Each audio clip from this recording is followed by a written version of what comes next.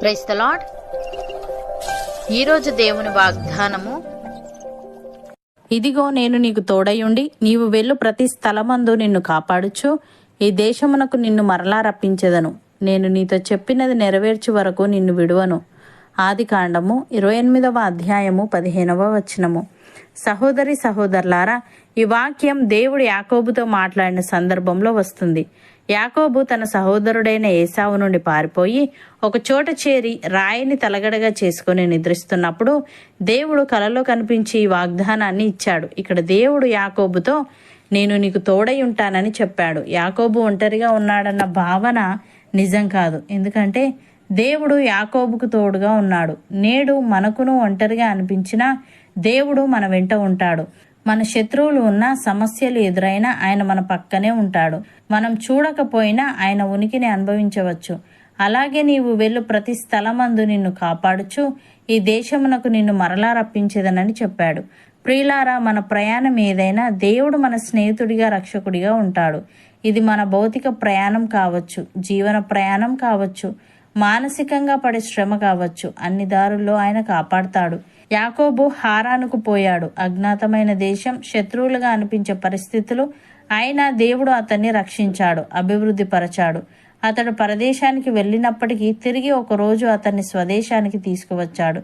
ప్రియులారా, మనం భౌతికంగా లేదా ఆధ్యాత్మికంగా తప్పిపోయినా దేవుడు మనల్ని తిరిగి ఆశీర్వాద దేశంకు, అంటే శాంతి, సమాధానం, విజయ మార్గం వైపుకు తీసుకొస్తాడు.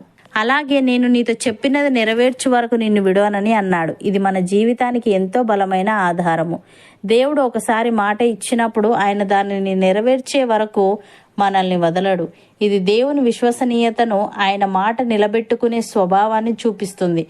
దేవుడు ఈ విధంగా అంటున్నాడు, నా సేవకుడవైన ఇజ్రాయేలు, నేను ఏర్పరచుకొనిన యాకోబు, నా స్నేహితుడైన అబ్రహాము సంతానమా, భూదిగంతముల నుండి నేను పట్టుకొని దాని కొనల నుండి పిలుచుకొనినవాడా, నీవు నా దాసుడవనియు నేను నిన్ను ఉపేక్షింపక ఏర్పరచుకుంటుననియు నేను నీతో చెప్పి ఉన్నాను. నీకు తోడై ఉన్నాను, భయపడకుము. నేను నీ దేవుడనై ఉన్నాను, దిగులు పడకుము. నేను నిన్ను బలపరుతును, నీకు సహాయము చేయువాడను నేనే. నీతి అను నా దక్షిణ హస్తముతో నిన్ను ఆదుకొందును అని. ప్రియులారా, దేవుడు మనకు ఆశ్రయమును, దుర్గమునై ఉన్నాడు. ఆపత్కాలంలో ఆయన నమ్ముకొనదగిన సహాయకుడు. కావున భూమి మార్పు నొందినను, నడి సముద్రములలో పర్వతములు మునిగినను, వాటి జలములు ఘోషించుచు నొరుగు కట్టినను, ఆ పొంగునకు పర్వతములు కదిలినను మనము భయపడము. సైన్యములకు అధిపతియగు యెహోవా మనకు తోడై ఉన్నాడు. యాకోబు యొక్క దేవుడు మనకు ఆశ్రయమై ఉన్నాడు. కీర్తనకారుడు ఈ విధంగా అంటున్నాడు, యెహోవాయే నిన్ను కాపాడువాడు. నీ కుడి ప్రక్కన యెహోవా నీకు నీడగా ఉండును. పగలు ఎండ దెబ్బ అయినను నీకు తగులదు, రాత్రి వెన్నెల దెబ్బ అయినను నీకు తగులదు.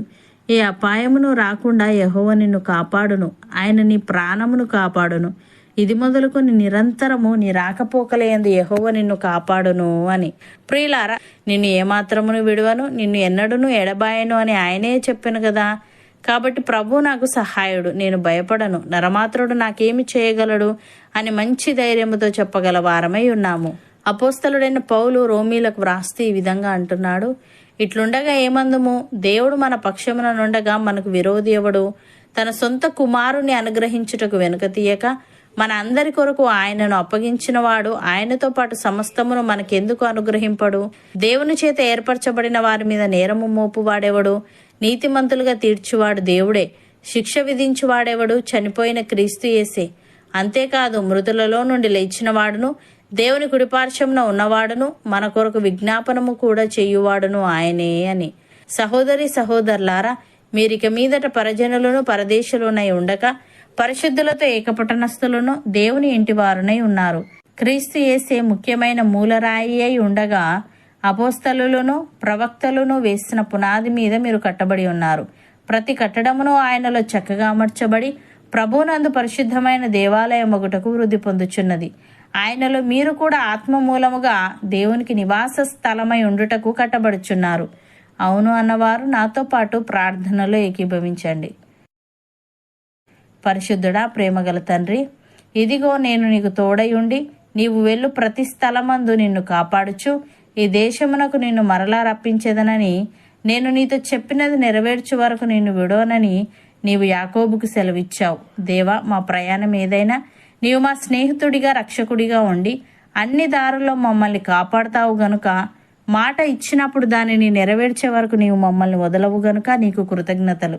దేవా, ప్రభు మాకు సహాయుడు, మేము భయపడము, నరమాత్రుడు మాకేమి చేయగలడు అని మంచి ధైర్యముతో చెప్పగల వారమే ఉండుటకు సహాయము దయచేయమని, మేమిక మీదట పరజనులమును పరదేశులమునై ఉండక పరిశుద్ధులతో ఏకపట్టణస్థులమును నీ ఇంటి వారమునై ఉన్నాము గనుక, నీలో మేము కూడా ఆత్మ మూలముగా నీకు నివాస స్థలముగా కట్టబడుటకు కృపచూపమని, నీతి అను నీ దక్షిణ హస్తముతో మాలో ప్రతి ఒక్కరిని నీవే ఆదుకోమని యేసుక్రీస్తు నామమున ప్రార్థిస్తున్నాము తండ్రి.